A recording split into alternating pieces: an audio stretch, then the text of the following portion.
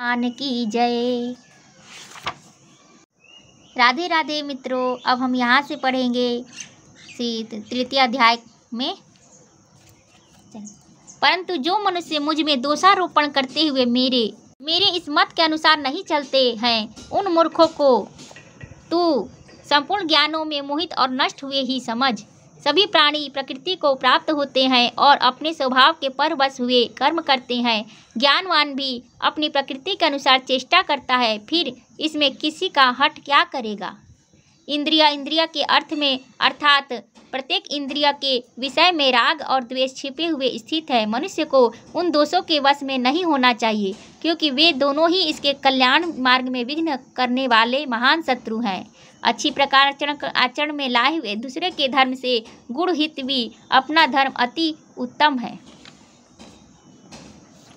अच्छी प्रकार आचरण में लाए हुए दूसरे के धर्म से गुण रहित भी अच्छी प्रकार आचरण में लाए हुए दूसरे के धर्म से गुण रहित भी अपना धर्म अति उत्तम है। अपने धर्म में तो मरना भी कल्याणकारक है और दूसरे का धर्म भय को देने वाला है। अर्जुन उवाच अर्जुन बोले, हे कृष्ण, तो फिर यह मनुष्य स्वयं न चाहता हुआ भी बलात् लगाए हुए की भांति किससे प्रेरित होकर पाप का आचरण करता है। श्री भगवान उवाच श्री भगवान बोले, रजोगुण से उत्पन्न हुआ यह काम ही क्रोध है। यह बहुत खाने वाला और भोगों से भी कभी न अघाने वाला और बड़ा पापी है। इसको ही तू इस विषय में वैरी जान। जिस प्रकार धुएं से अग्नि और मैल से दर्पण ढका जाता है तथा जिस प्रकार जेर से गर्भ ढका रहता है, ऐसे ही उस काम के द्वारा यह ज्ञान ढका रहता है। और हे अर्जुन, इस अग्नि के समान कभी न पूर्ण होने वाले काम रूप ज्ञानियों के नित्य वैरी के द्वारा मनुष्य का ज्ञान ढका हुआ है।